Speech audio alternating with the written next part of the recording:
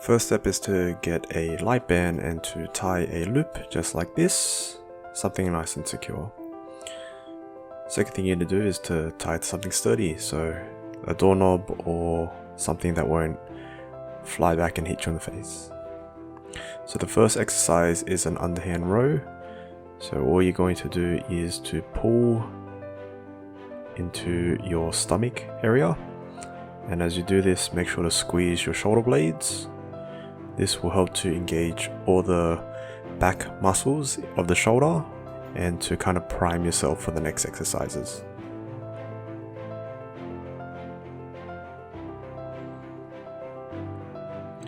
Next progression is a straight arm extension. So pretty much the same thing, but this time your arm's going to be straight, pulling the band down to your hip.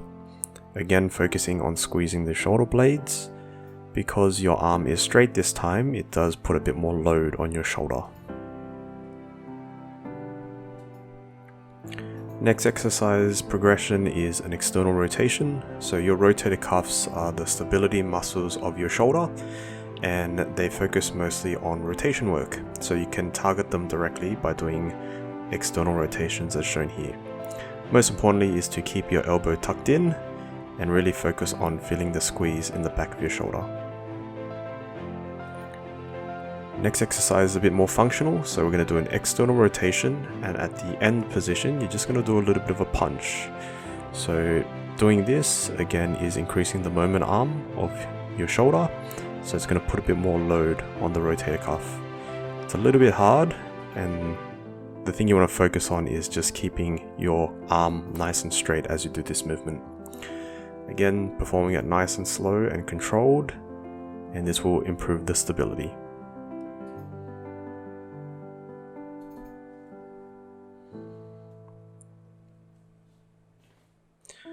And the last exercises are going to be a bit of stability work. So the first one is an abduction. So this is where you bring your shoulder out to the side.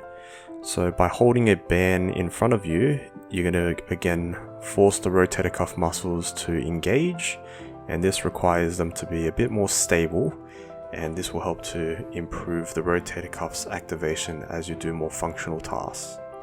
So the key to this exercise is to keep your arm in line with your hips and nice and slow and smooth and controlled. This one is a bit of a killer.